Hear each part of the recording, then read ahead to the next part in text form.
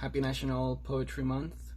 So I am challenging myself to read aloud one poem per day and for the entire month of April. So I am beginning with this anthology of City Lights pocket poets, and it was edited by Lawrence Ferlinghetti himself. And the first poem I'm reading is by Andrei Voznesensky, who was a Russian poet in the 1960s. He actually began as an architect and decided to become a poet. And that transition is actually embedded in the Big Fire at the Architectural College that he wrote. There's a fire in the architectural, those halls. There's a fire in the architectural, those halls, those drawing all on fire, like letters of amnesty, on fire, like a red-ass gorilla up there on the sleepy facade, the window, uncoiling, roaring to fight, to open, on fire. We've been studying for our finals, yes. It's time to defend our thesis. My pronouncements already crackling in the sealed safe, like a huge bottle of kerosene. 5 summers, 5 winters, swoosh up in flames. Oh, my sweet Karen, we're on fire. The little notes of cheating at tests, the parties all gone, going on, up in these flames. There you stand, pink in the blueberry patch. Goodbye, goodbye. Farewell, architecture. Farewell in flames, you cowsheds with little cupids, you savings banks in Baroque. O youth, O phoenix, O stupid, on fire is your final certificate. O youth, you're waggling your ass in a red skirt. O youth, you're wagging your tongue. Farewell, time of boundary measurements. This is life, moving on from one burning lot to another. We're all on fire. You live, you're on fire. What winches, what mainstays will be born in this fire, to run across the sheets of what man's paper, like the first tracks of ski. But tomorrow, twittering like an evil bird, and angrier than a hornet, the pair of compasses will be found in a handful of ashes and sting. Everything's burned down now. Good. Everybody draw a real deep breath. Everything over? Everything started. Now let's go see that movie. Hello. So this is day 2 of the poetry challenge I'm doing, and today I'll be reading a poem by César Vallejo de Los Heraldos Negros. Y pues César Vallejo era un poeta de Perú, modernista, que de hecho vivió como indocumentado en Europa. So the poem I'm reading is titled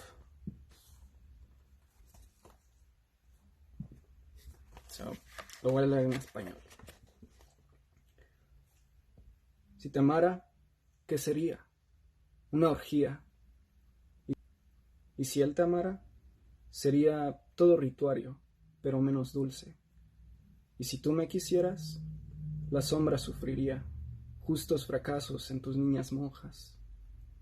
¿Culebrean latigazos cuando el can ama a su dueño? No, pero la luz es nuestra. Estás enfermo, vete, tengo sueño. Bajo la alameda vesperal se quiebra un fragor de rosa, y 2 pupilas pronto, ya retoña la selva en mi cristal.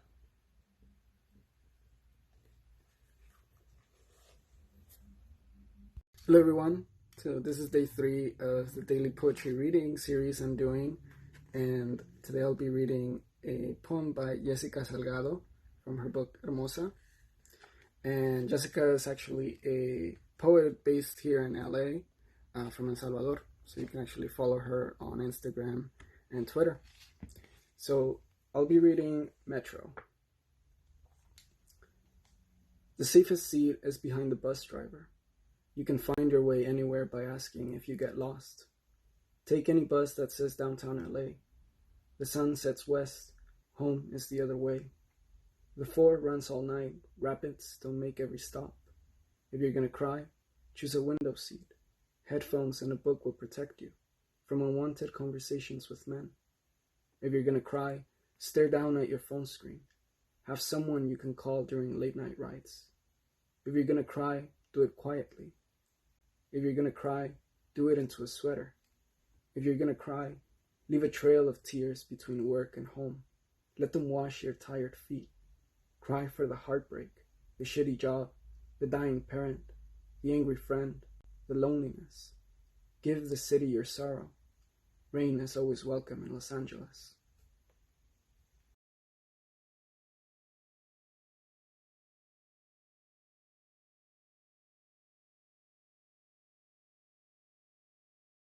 Hello everyone. So this is the cuatro of the daily poetry reading I'm doing, and I'll be reading a poem of Arthur Rimbaud, or Arthur Rimbaud, like the French would say. He was a French poet from the 1800s, from the Surrealist movement. He stopped writing when he was 21. So the poem I'm reading today is Morning of Drunkenness. Oh my good, oh my beautiful, atrocious fanfare where I won't stumble, enchanted rack whereon I am stretched. Hurrah for the amazing work and the marvelous body for the first time. It began amid the laughter of children. It will end with it. This poison will remain in all our veins, even when, as the heralds turn back, we'll be restored to the old discord. Let us know, we who are so deserving of these torments. Let us fervently gather up that superhuman promise made to our created body and soul.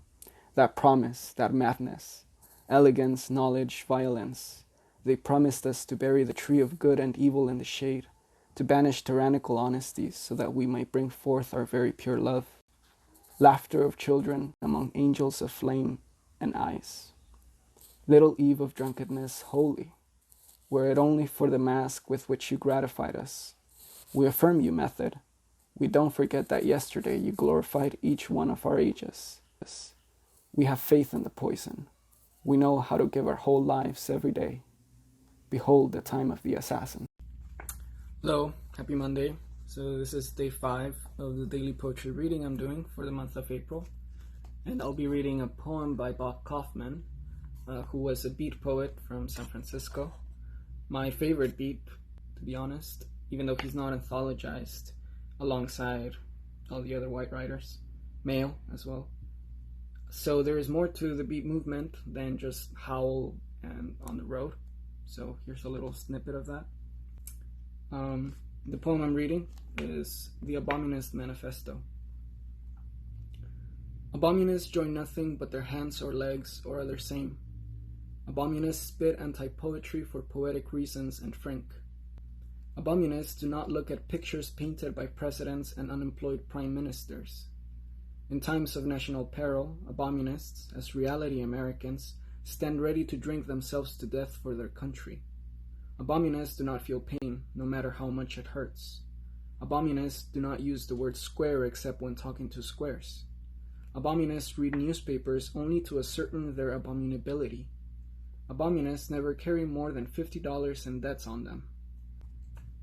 Abomunists believe only what they dream, only after it comes true.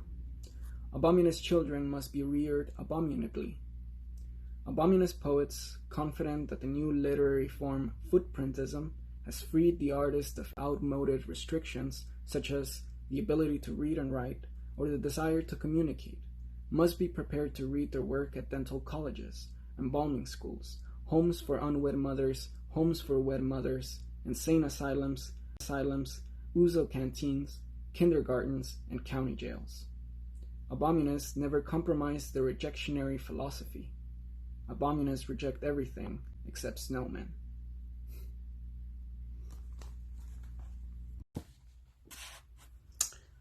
Feliz martes, everyone. So this is day 6 of this daily poetry reading I'm doing for the month of April. And I'll be reading a poem from Sam Sax's Madness poetry collection, published back in 2017. So I recommend it. It was a really great collection of poems that I got to read last year. So I'll be reading #hypochondria. Can relate. Who were we before germ theory? Back in the liquid days of humors, when tumors grew from an imbalance in black bile. Who were we back in the miasma days when a bouquet of dead yellow flowers below the nose could prevent bacteria from growing in your spine? Thank you, science, for teaching me what to fear the most. If I lived 200 years ago, I'd have been bled nightly. I'd have slept at the foot of a holy man's bed. I'd have lapped up in his snake waters. On the subway, I breathe into my white t-shirt. I avoid drinking water when news of brain-eating parasites surfaces 3 states away. I recoil inside my hands when I use them. I'm trying to be better about being in the world. What happened? When I was young, I'd make love to anything with a pulse. I'd spelunk through sewer veins to find the easiest way across town. I'd huff paint and rage until blacking out on a friend's disgruntled carpet. Of course I know I'm gonna die. Until then, I'm attempting only to stave off the flies. I'm trading what's left of my youth for a glass tube to cast a quiet spell inside.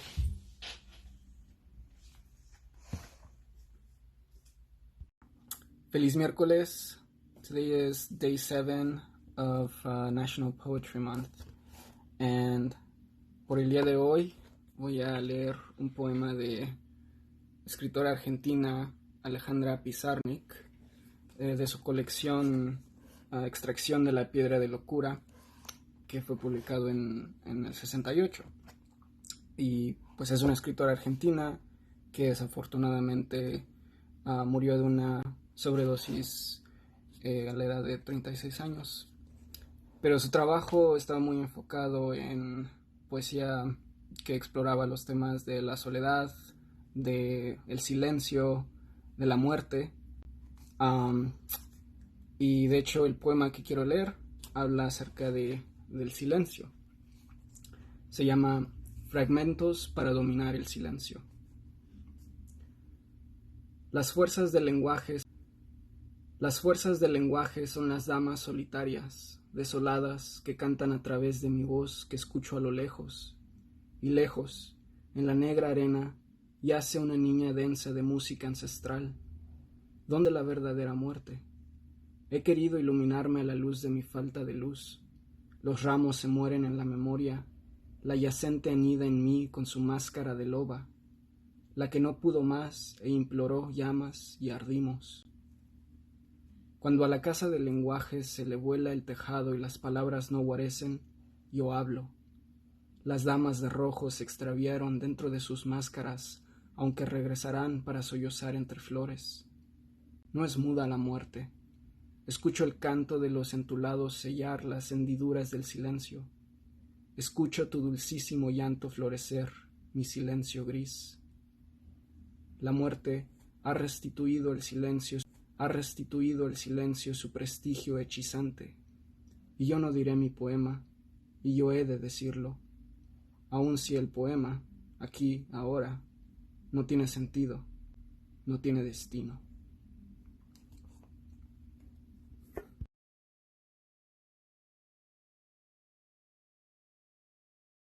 Day 8 of National Poetry Month, I'll be reading a poem of Octavio Paz, Piedra de Sol. It's a poem that's 584 lines long, and that's because it's supposed to represent the days in the Mayan calendar. So I'll be reading a fragment of this, and the version I have is in español y en inglés. So lo voy a leer in both languages. He olvidado tu nombre, Melusina, Laura, Isabel, Perséfona, María. Tienes todos los rostros sin ninguno. Eres todas las horas sin ninguna. You're a tree and a cloud, all the birds and a single star, the edges of the sword and the executioner's bowl of blood, the ivy that creeps, envelops, uproots the soul and severs from itself. Escritura de fuego sobre el jade, grieta en la roca, reina de serpientes, columna de vapor, fuente en la peña, circo lunar, peñasco de las águilas, grano de anís, espina diminuta, inmortal que da penas inmortales, pastora de los valles submarinos y guardiana del valle de los muertos, liana que cuelga del cántil del vértigo. Tangling vine, poisonous plant, resurrection flower, grape of life, lady of the flute and the lightning flash, terrace of jasmine, salt in the wound, branches of roses for the man shot down, snow in August, Galus's moon, riding of the sea on basalt rock, riding of the wind on a desert sand, the sun's last will, pomegranate, wheat, rostro de llamas, rostro devorado, adolescente rostro perseguido, años fantasmas, días circulares que dan al mismo patio, al mismo muro, arde el instante y son un solo rostro, los sucesivos rostros de la llama, todos los nombres son un solo nombre, todos los rostros son un solo rostro, todos los siglos son un solo instante, y por todos los siglos de los siglos cierra el paso al futuro un par de ojos. There's nothing in front of me, only a moment, salvaged from a dream tonight of coupled images dreamed, a moment chiseled from the dream, torn from the nothing of this night, lifted by hand, letter by letter, while time outside gallops. Hello everyone, so for day 9 of National Poetry Month, I'm in the Panorama City Rock Garden, so it's here in the San Fernando Valley if you want to check it out. But I'll be reading a poem of mine, which was published in issue 10 of Dryland, which is a literary journal born in South Central. For issue 11, we're still accepting submissions. The deadline is April 20th, so if you want to send in your poetry, fiction, non-fiction, send us your work. So the poem I'll be reading is called Valleys. I come from another valley, where Aztec ruins float over crowded lakes, and sacrificed poor students flee, not too far from militarized cities trapping us in between colonized hills. Under the sun, I thought I left my valley behind, in the drying suburbs, where the natives work, in warehouses and in supermarkets. Oranges are the only fruit. I miss you, but did I ever leave? I still thirst during your droughts, lighting up my apartment on fire in September, and I am still not independent. From your white picket fences, I can imagine you sending me my social security, arriving safely in the mail, at risk of being stolen.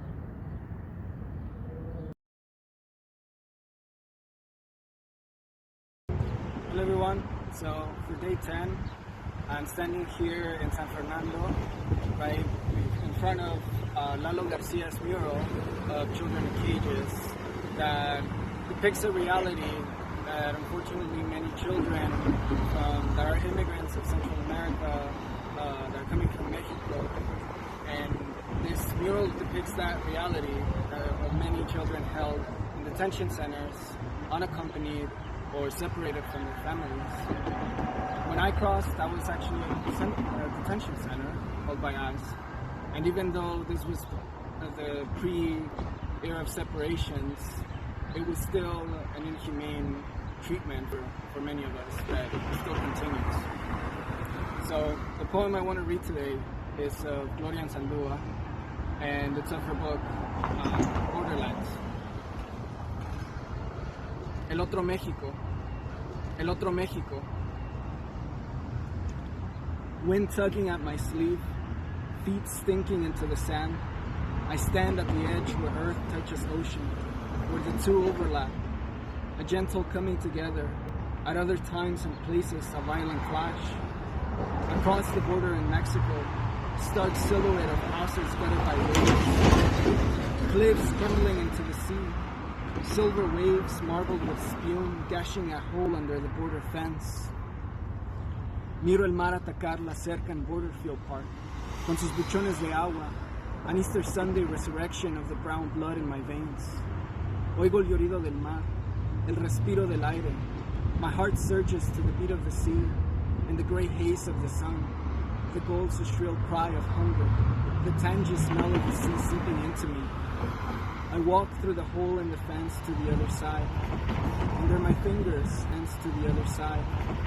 Under my fingers, I feel the brutal wire rusted by 139 years, the salty breath of the sea.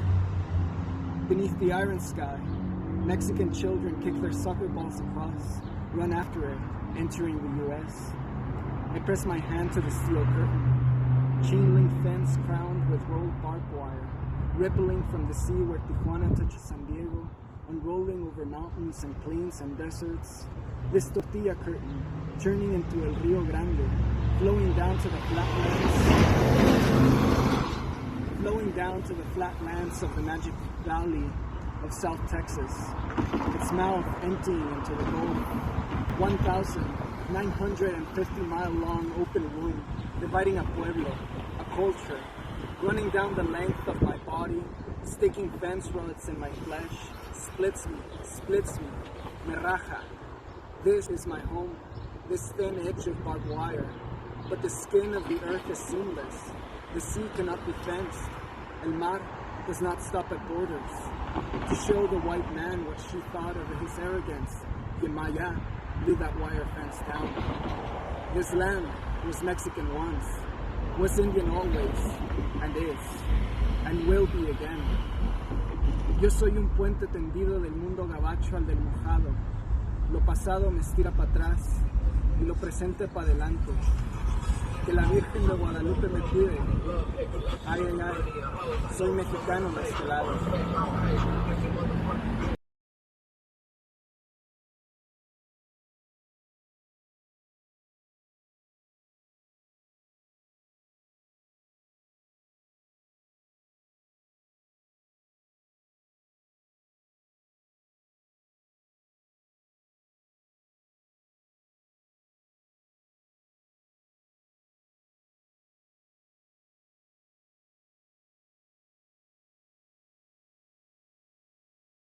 Day 11, and I'm here at the Great Wall of Los Angeles, over a mural that spans almost a mile long, painted by Judy F. Buck, a muralist in LA, depicting the history of this area of Los Angeles, what we now know as Los Angeles. And the poem I want to read is of Anthony Cody, Borderland Apocrypha, which was released almost a year ago. And Anthony is a poet from Fresno, California. And this book explores a specific called lynchings that happened in the 1800s, and lynchings of Mexicans in Los Angeles, and as well as the territory of Texas, and the entire borderline area. This poem is called In Line, I am a lot of things. And since I am a lot of things, I am everything you cannot imagine. In line, you wait. Feel the souls flatten you. Cross, you cargo, you carry, you quiet, you come, you invite others. A lot of things appear in lists. 5 things to improve your love life. 3 easy meals to cook on the go. 5 signs you really are a bad person. Treaty of Guadalupe Hidalgo. Chavez Ravine. Prop 187. SB 1070. SB 4. Operation Wetback. I am a lot of things. Here, not leaving here, not putting my hands up, not willing to vacate the premises, not nothing, not running, not invisible. Not the quiet crinkle of a body bag, not me, crinkle of a body bag, not me, not you, not me, not you, not you, not me, not you, not me, not me, not you. I am, the echo of your extinction, the bones buried, the month of remembrance uttered in a dead tongue. I am everything he cannot imagine. A nonchalance of white boys, hanging tree, Orange, Texas. 8/18/1888, blood on white shirt saints, defiance, arms crossed, staring at a camera.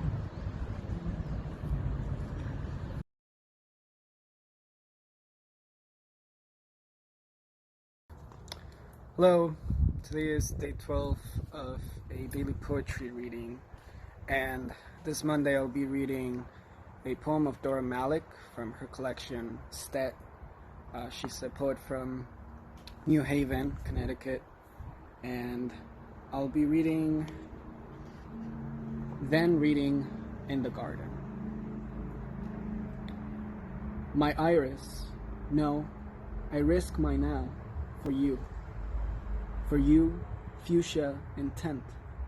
If us, then I can't stand coping, stop dancing. All this stupid heat, I stall, the up this add, tend to dent. To what's left, it's this last weft, the last swift. Stitches in its chest, and thrust, be assure, searcher.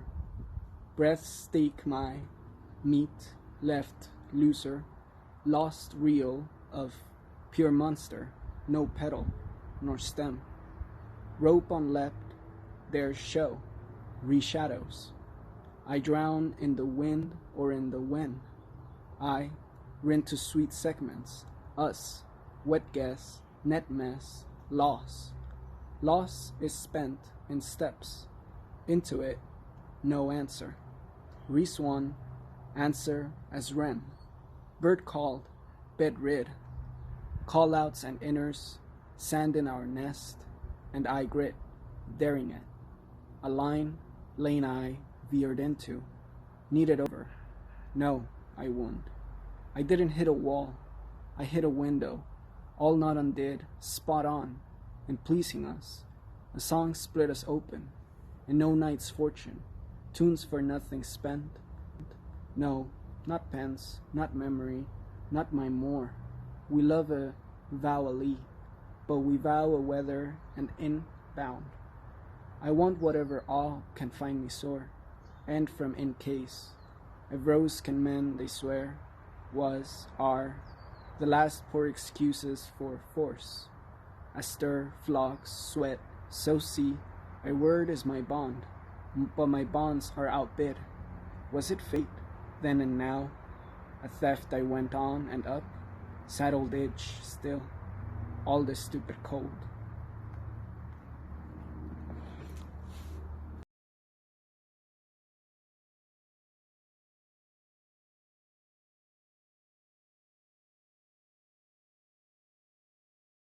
Hello everyone, today is April 13th, which is another day for poetry reading, and today I'll be reading a poem of Carlos Martinez Renteria from his book Barbary. Carlos is a poet from Ciudad de Mexico, and he's mostly known for his magazine, Revista Generación. So the poem I'll be reading is called Malcriada Lluvia. Se escucha y siente, está allí, inevitable. Un susurro salpica las ventanas, se respira, huele. Cuando pasan los coches, salta. Cuando salta, suena, despierto. Imagino la encharcadera. Es la madrugada en mi cama. Debería salir. Espetarle. ¿Con qué derecho? ¿Por qué quitarme el sueño? ¿Para qué meterse hasta mi cama? Su respuesta, una carcajada. Se caga de risa por la alcantarilla. Se desparrama grosera, traviesa. Es una niña malcriada. No quiere dormir. Por la mañana todo está mojado. Perdí para siempre mi sueño y mis ganas de dormir se llenan de agua. Me duelen los ojos de tanta luz. Maldigo las noticias de la esquina. Soy un viejo con zapatos fríos. De pronto, en el espejo asfaltado, una alegoría. Partituras de música en cables. Sí, palomas como notas en líneas suspendidas, colgadas allí, negras y blancas. Al fondo, las nubes. Muy arriba y muy abajo, limpias. Abajo, limpias. Dan ganas de vivir otro día. Hello everyone. Today is day 14 of Poetry Month, And today I'll actually be facilitating a poetry workshop called Revolution Begins at Home. La Revolución Comienza en Casa. And it's going to be a generative workshop, so feel free to sign up. There's still some spots left. And it'll actually be bilingual in Español y en Inglés. So, on the note of revolution, I'd like to read another poem of this anthology of City Lights, the Pocket Poet series. And the poem I'll be reading is of Alberto Blanco, who's a Mexican poet. Music in the Age of Iron. To Gabriel Macotela. This isn't the wind in the willows, nor that of the eucalyptus, nor even the wind that brightens sails and moves the slow windmills. Nor is it the wind that moves the clouds in summer's calendar, nor the dawn's wind rising with the birds. Brothers, sisters, this is not the song of autumn, nor the warbling of lovers who make love by moonlight. This isn't the song of snow crystals, nor the alternating dance of day and night, nor the slow rhythm of your breath and my breath. Listen, it is the voice of cities sick to death, of steel sheets, pots and blocks, the ubiquitous motor and the discord of an epoch that's falling apart. It is the tried humming that finds an echo of change in the apocalypse, the kingdom of speed and the crossed signs of time. It is the insensate noise of industry, the factories exploited past reckoning, traces of rot and insidious gases, the factories, not you or I. Uproar, friction and mist amid the machinery, hideous shriek of this empty age, in this bottomless barrel. It is the international tongue of usury, the new universal tongue, Esperanto of infamy, wires, axes, chains. The age of iron knows no other voice. But the descent can't go on forever, because even noise has limits. Listen, this is not the wind in the willows, nor that of the eucalyptus.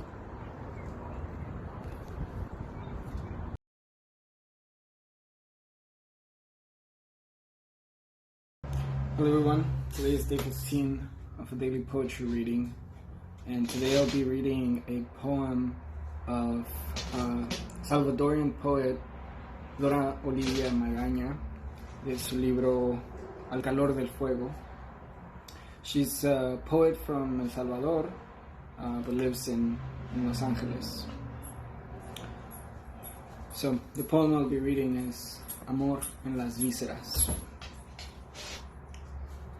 Me reclamas que no soy visceral, que mi poesía es refinada y dulce, que de mis emociones del dolor de añejos manantiales, en donde el odio estrujó el último hálito de vida, me sale poesía visceral, que en mis pletóricas noches, de fauces negras, de llenas hambrientas, destruyéndome las entrañas, vos no encontrás ese despliegue del lenguaje sarcástico tan necesario en la poesía, que de mi profunda experiencia de lucha por el desarrollo cuantitativo y cualitativo de las fuerzas sociales, mótrices de la revolución, para construir el socialismo en aquellas noches, acurrucadita con niños, ancianos, mujeres embarazadas, milicianos heridos, combatientes hambrientos bajo las ensordecedoras bombas, combatiendo contra la infantería, protegiéndonos de la artillería y aviación bajo el tableteo constante del odio burgués.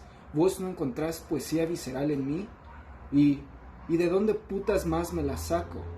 Si me das un poquito más de tu crítica neoliberal y cómoda, entonces sabrás de vísceras. Fuck the police.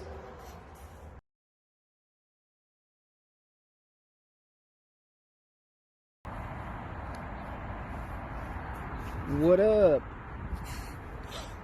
Happy Friday, everybody. Today is day 16 of National Poetry Month, and for today I'll be reading a poem of poet Rubén Darío from Nicaragua, and I'll be reading a poem of his book Azul, which was published in 1888 when he was 21. And he's regarded as like first Latin American modernist poet. So, a un poeta. Nada más triste que un titán que llora, hombre montaña encadenado a un lirio, que gime fuerte, que pujante implora, víctima propia en su fatal martirio, Hércules loco que a los pies de Onfalía la clava deja y el luchar rehúsa, héroe que calza femenil sandalia, bate que olvida la vibrante musa. ¿Quién desquijará a los robustos leones, hilando, esclavo, con la débil rueca, sin labor, sin empuje, sin acciones, puños de fierro y áspera muñeca? No está el poeta para hollar alfombras, por donde triunfan femeniles danzas, que vibre rayos para herir las sombras, que escriba versos que parezcan lanzas. Relampagueando la soberbia estrofa, su surco déjese de esplendente lumbre, y el pantano es de escándalo y de mofa, que no lo vea el águila en su cumbre. Bravo soldado con su casco de oro, lance el dardo que quema y que desgarra, que embista rudo como embiste el toro, que clave firme como el león la garra. Cante valiente y al cantar trabaje, que ofrezca robles si se juzga monte, que su idea en el mal rompa y desgaje, como en la selva virgen el bisonte.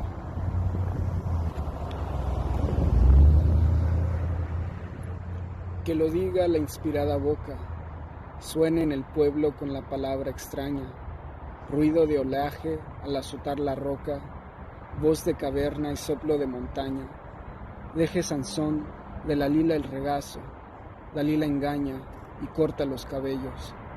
No pierde el fuerte el rayo de su brazo, por ser esclavo de unos ojos bellos.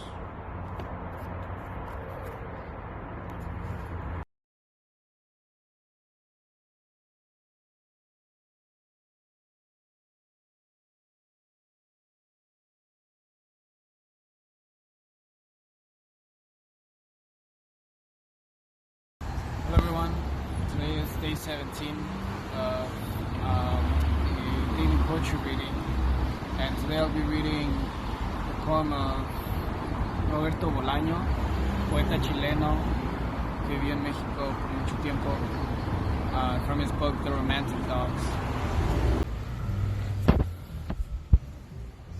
I had to switch spots because it was too noisy, so here it is. Sucio, mal vestido. En el camino de los perros, mi alma encontró a mi corazón, destrozado pero vivo, sucio, mal vestido y lleno de amor. En el camino de los perros, allí donde no quiere ir nadie, un camino que solo recorren los poetas, cuando ya no les queda nada por hacer. Pero yo tenía tantas cosas que hacer todavía, y sin embargo allí estaba, haciéndome matar, por las hormigas rojas y también por las hormigas negras, recorriendo las aldeas vacías, el espanto que se elevaba hasta tocar las estrellas. Un chileno educado en México lo puede soportar todo, pensaba, pero no era verdad. Por las noches mi corazón lloraba, el río del ser, decían, unos labios afiebrados que luego descubrí eran los míos. El río del ser, el éxtasis que se pliega en la ribera de estas aldeadas abandonadas. Sumolistas y teólogos, adivinadores y saltadores de caminos emergieron como realidades acuáticas en medio de una realidad metálica. Solo la fiebre y la poesía provocaban visiones, solo el amor y la memoria, no estos caminos ni estas llanuras, no estos laberintos, hasta que por fin mi alma encontró a mi corazón. Estaba enfermo, es cierto, pero estaba vivo. Soñé con detectives helados en el gran refrigerador de Los Ángeles, en el gran refrigerador de México DF.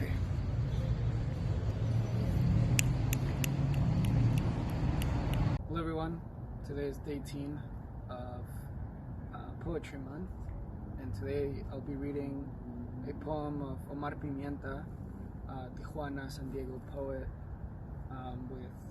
from his book Album of Fences. The poem I'll be reading is from the section of La Invasión Paulatina. 6. Esto no es una mentira, no es una mentira acerca de la mentira, una mentira que prolonga la mentira. Esto es la verdad, la única verdad. Anastasio Hernández Rojas, San Luis Potosí, 1968, San Diego, 2010. Se robó una botella de vino, para celebrar el Día de las Madres, la propia, la de sus hijos. Cárcel y deportación, golpes y electricidad. La única verdad es muerte. Se puede ver, se puede oír. La mentira se propaga until it creates a discourse. But the truth is this: people die, and the most real truth is this: there are people who die at the hands of others, who believe killing is part of their job. Anastasio Hernández Rojas, San Luis Potosí, 1968, San Diego, 2010. Screamed so they would stop beating him, and they beat him to make him stop screaming. The people heard even though they didn't want to. Sound is more stubborn than image. The eye is more afraid than the ear. The truth, just like fear, is felt. Few were able to translate the scream. Others screamed at them to let him go. Someone asked, like him, for help. Others tried to ignore this and cross the border. This is not a lie. It's not a lie about the lie. This is the truth, the last truth.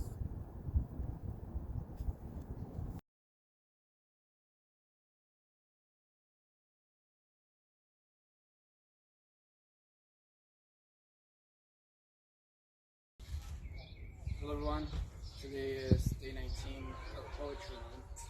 So for today I'll be reading a poem of Mes de Poesía, and it's called Mowing Leaves of Grass. Mes de Poesía is a poet from LA, and I'll be reading Defend the East Side. The 5, the 101, the 10, Suavecito for President. A funeral procession out of City Terrace. No ice on the overpass, just a shot on the countertop, next to hot chilaquiles. No liquor license needed, just a morning prayer for the dead, just a few words for the old man. So raise your glass to the 60, the Planet and the 710, to watching semillas grow through strollers, through los puntos, a brick through gentrified windows. All the better to die on your feet, cause life's a risk. A wedding dress off Whittier, a baptism at Our Lady, a reception at La Raza, at the intersection of Mission and Disobey Trump, in the shadow of Zapata, better late than ever. My love, will we be standing here in 50 years? Like fire in memory, there are things worth protecting.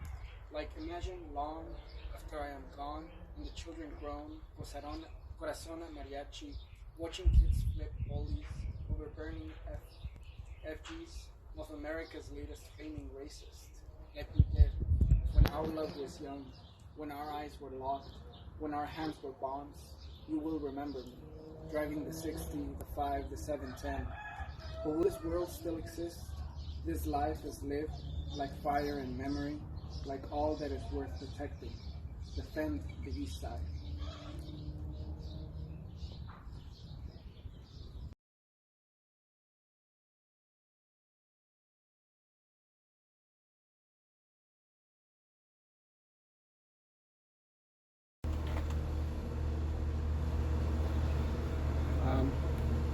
Happy 421, everybody.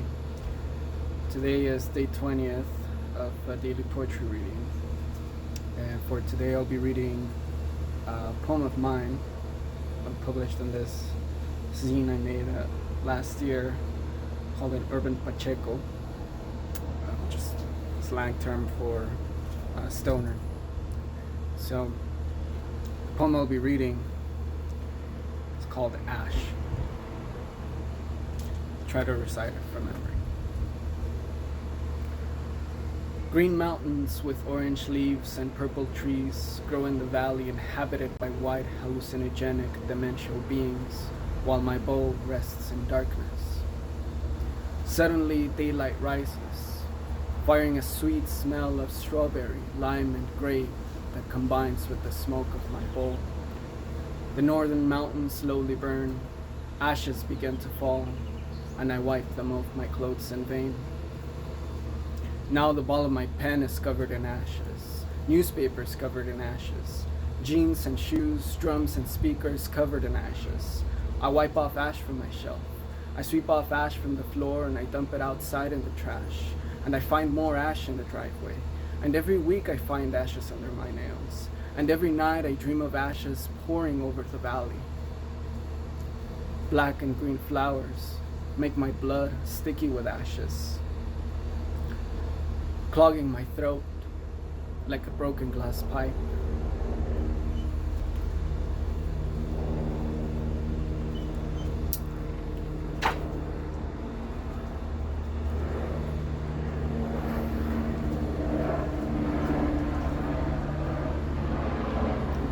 Now I inhale the last burning flame that blows my soul away, dispersing ashes with the smoke of Los Angeles.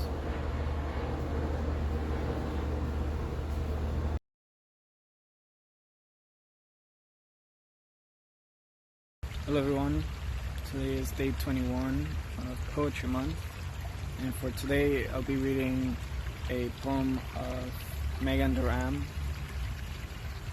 published in Dryland issue 9. And Megan is a Tongva poet, indigenous to the LA area that we now know as Los Angeles. The poem I'll be reading is called Sweet Orange. When the sickness came, it scudded over the old mission grounds, infecting, snake-like and silent. The survivors, the ones we descended from, were few. The survivors, the ones we descended from, were made to dig a great hole. Into the hole went the ones who were not as lucky. The hole filled fast, and when it did, the padres, they wanted to forget. To forget, a grove of orange trees was planted. A grove of orange trees was planted over a mass grave. Anthropological notes state, these were not your run-of-the-mill oranges. These were the sweet ones. I want to know if, on cold winter mornings, when the trees blossomed, was their scent saccharine or stinking? And when the trees bore fruit, I wonder, was it boiled down and mixed with sugar for jam? Did the padres spread it over the bread? And did they lick their lips after they bit into their breakfast? What I really want to know is, if trees grew fruitfully, fed by flesh, or was their growth stunted by the decomposition of the people?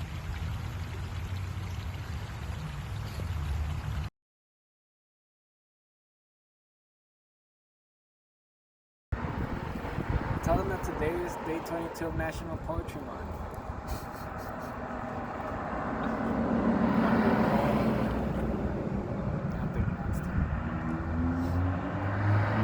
Today I'll be reading a poem of Carla Cordero, How to Pull Apart the Earth, from her book, How to Pull Apart the Earth. The poem I'll be reading is called, I Once Cracked Open the Earth.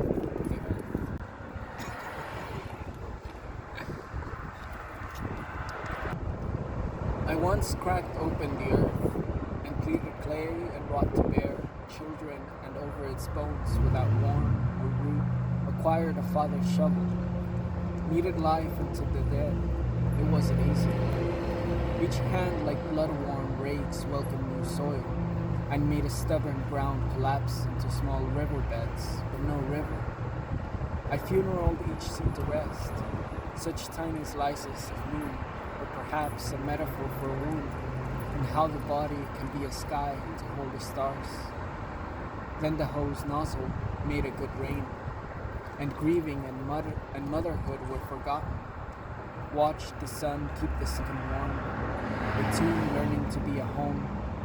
How children too outgrow their own safety and sprout into the tallness of a cloud.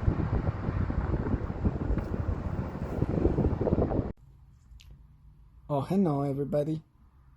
This is Rocket, and today I'll be reading you a poem, an ode to all the doggos in the world. Dog by Lawrence Ferlinghetti. The dog trots freely in the street and sees reality, and the things he sees are bigger than himself. And the things he sees are his reality. Drunks in doorways, moons on trees, the dog trots freely through the street, and the things he sees are smaller than himself. Fish in newsprint, ants in holes, chickens in Chinatown windows, their heads a block away. The dog trots freely in the street, and the things he smells something like himself. The dog trots freely in the street, past puddles and babies, cats and cigars, pool rooms and policemen. He doesn't hate cops. He merely has no use for them, and he goes past them and past the dead cows hung up whole. In front of the San Francisco meat market, he would rather eat a tender cow than a tough policeman, though either might do. And he goes past the Romeo Ravioli Fags Tower and past Congressman Doyle. He's afraid of Cott's Tower, but he's not afraid of Congressman Doyle. Although what he hears is very discouraging, very depressing, very absurd to a sad young dog like himself, to a serious dog like himself. But he has his own free world to live in, his own fleece to eat. He will not be muzzled. Congressman Doyle is just another fire hydrant to him. The dog treads freely in the street and has his own dog's life to live, and to think about, and to reflect upon, touching and tasting and testing everything, investigating everything, without benefit of perjury. A real realist, with a real tale to tell and a real tale to tell it with. A real live, barking, democratic dog engaged in real, free enterprise with something to say about ontology, something to say about reality and how to see it and how to hear it. With his head cocked sideways at street corners, as if he is just about to have his picture taken for Victor Records, listening for his master's voice and looking like a living question mark into the great gramophone of puzzling existence, with its wondrous hollow horn, which always seems just about to sprout forth some victorious answer to everything. Fiend.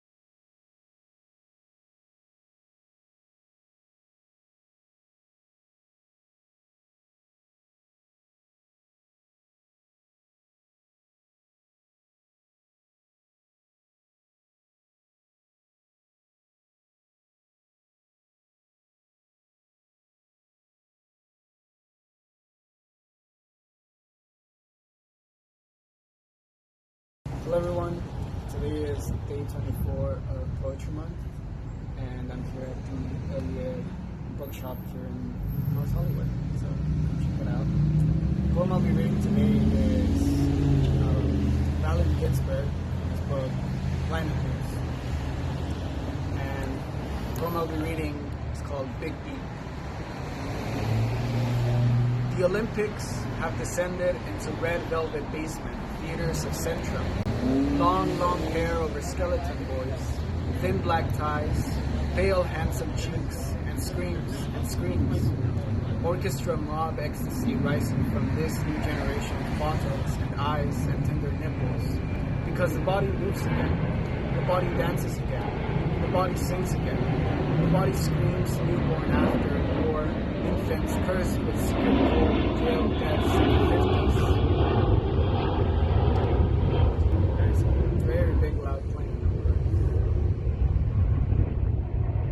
Now, girls with new breasts and striplings wearing soft golden puberty hair.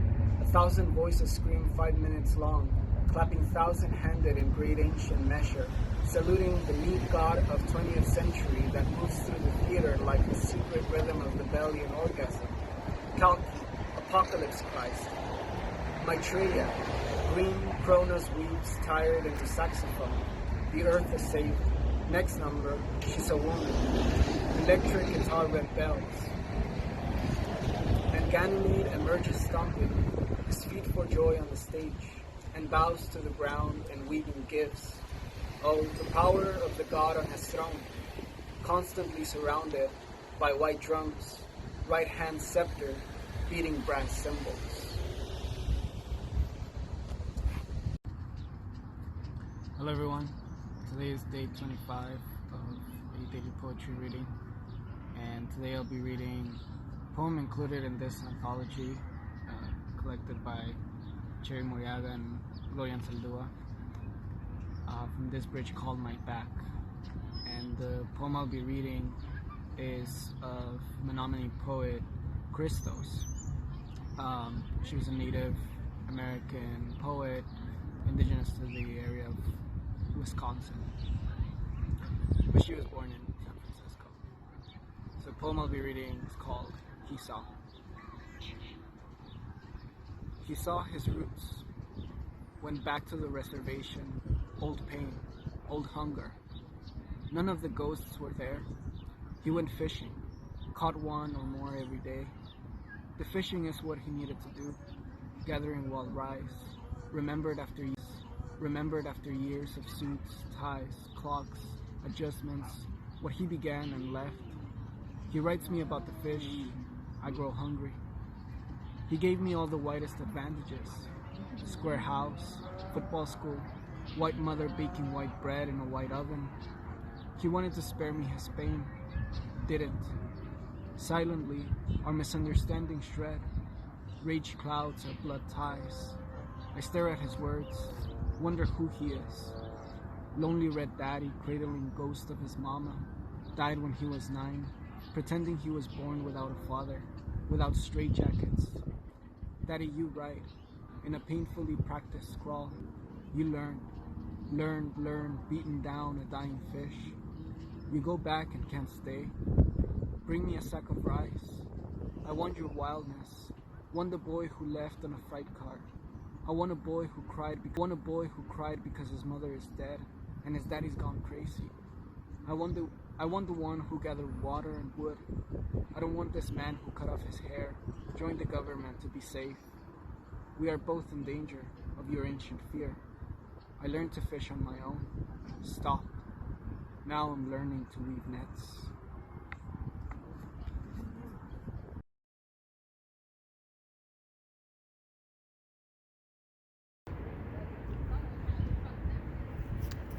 So today I'm standing in front of the Seaside Police Department here on campus, university that I went to. And before I read anything, I'd like to share a few words on the police presence on campus. For a long time, students have called the campus administration and faculty to reimagine public safety. And what that means is that we don't need armed policing on campus nor surveillance. Divesting funds allocated for police in order to further assist students across the entire CSU system.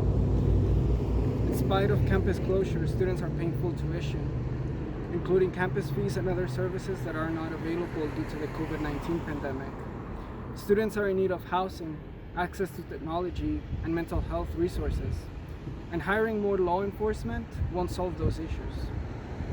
At CSUN, there have been several threats of active shooters on campus, and none of those investigations concluded.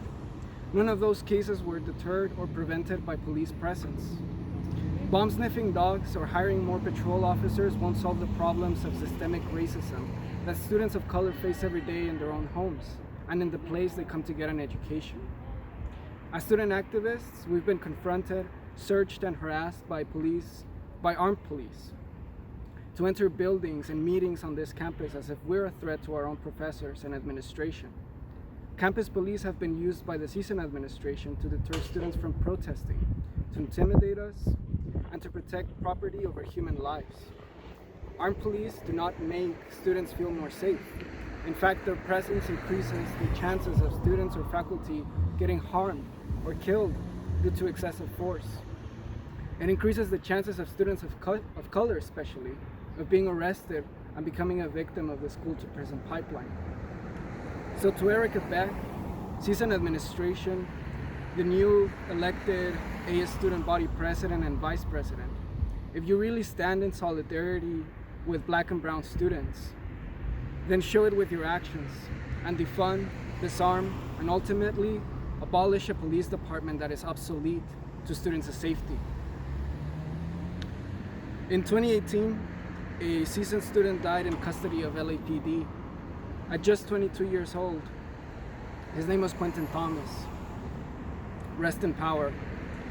For the last 26 days, I've been reading a poem every day, and I'd like to dedicate that poem to Quentin Thomas and all the people that have died at the hands of pigs, ultimately.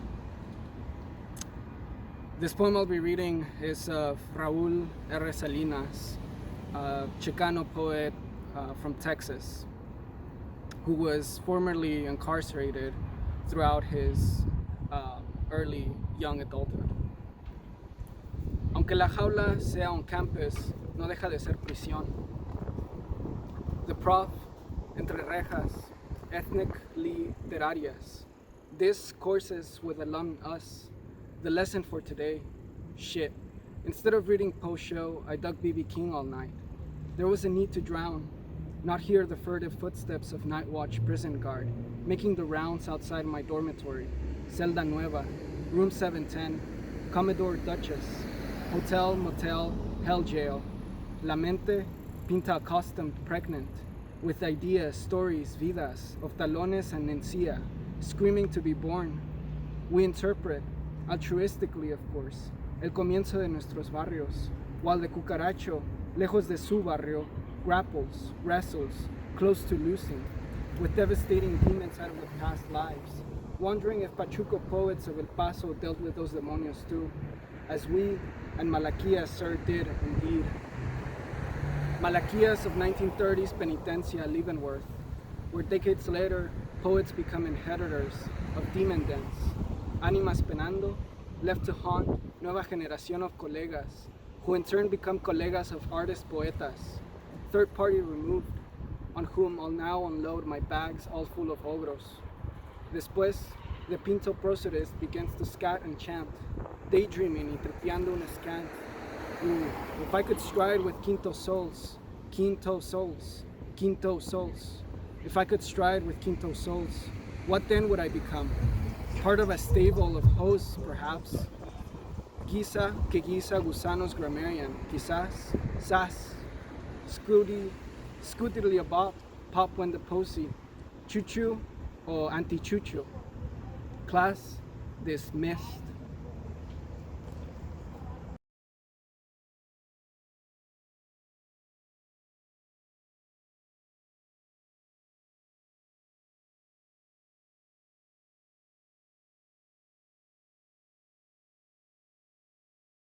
Hello everyone, happy Tuesday. Today is day 27 of daily poetry reading, and today I'd like to read a poem of Atta Mohariri from his little Strays chapbook in Foundlings Press. Atta was a professor of mine. He's a poet,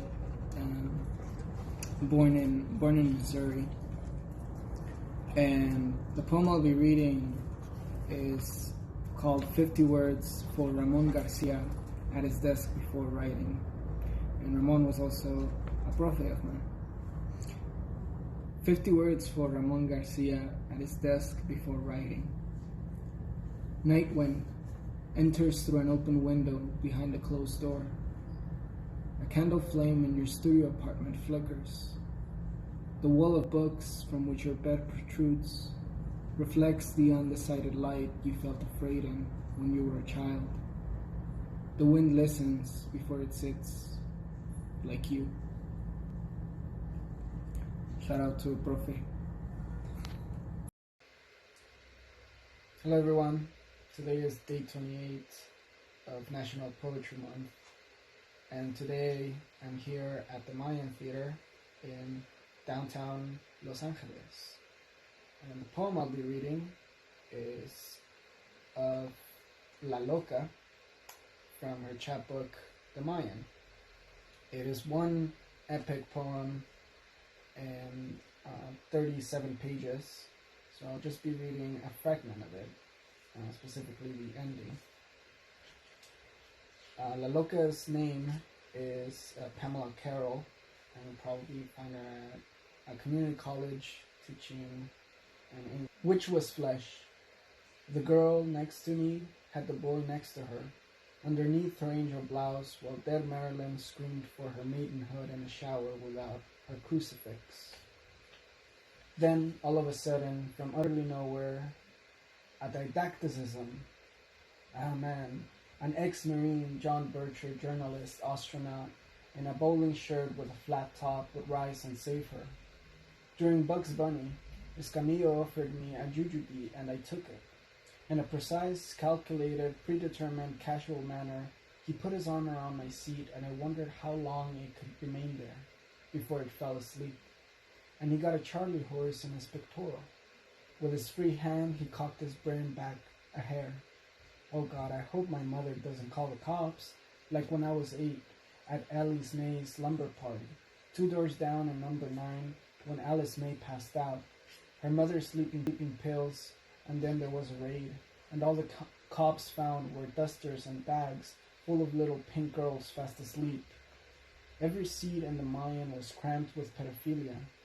The trick seemed to be to duck the ushers, who patrolled the aisles with a flashlight and who sharply shot that blinding bang smack in the faces of the immoral. The pair would then beam, chew chiclets, and wait for the aperture to close.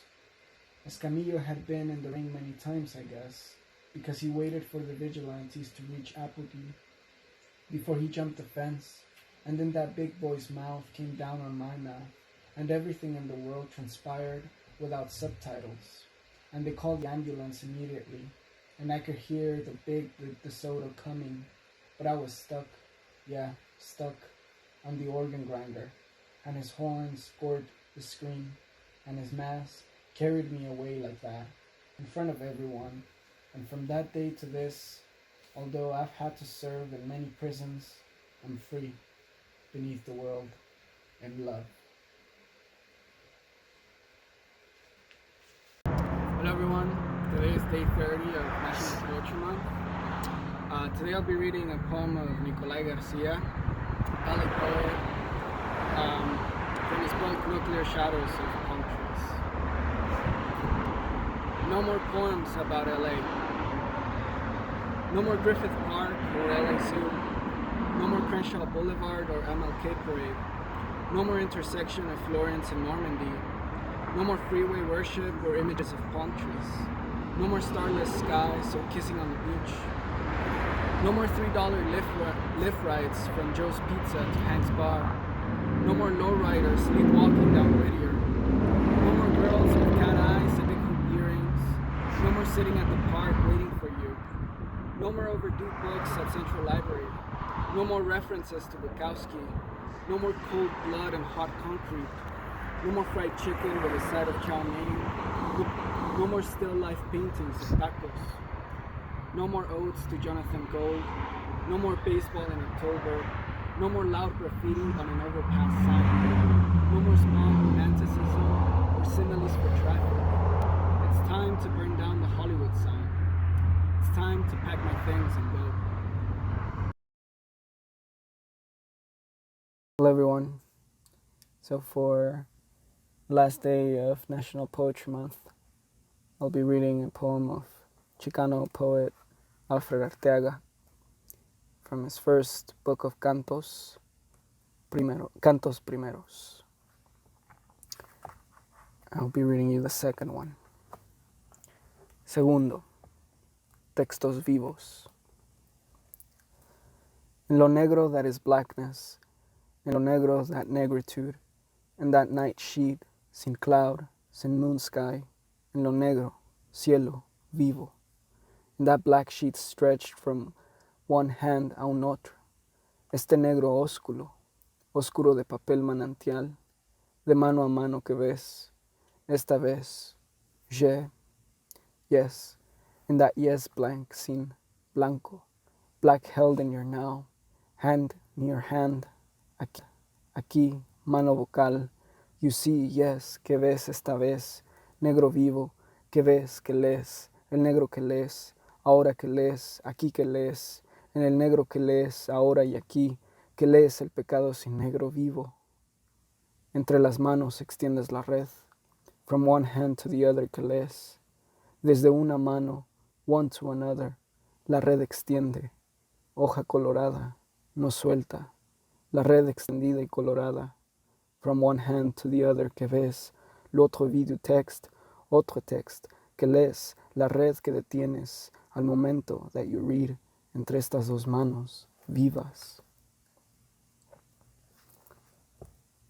Aquel color del filo, aquellas marcas también that you hold from one hand, tú que ves, tú who reads this instant, that color del filo there you see, no you see the red, see you see red, see you see red en aquellas rojas marcas vivas, extended red, color of solstice, that moment only, red solo, red color that instant, manos escritas, extendiendo lo rojo, red color of manuscript solstice, tú que lees el estreno, nuevamente rojo, this only solstice, rojoglífico, color that you read, from hand, tu mano a esa obra, rojo you read, aquí, enfrente las hojas estrechas, no sueltas, vivas.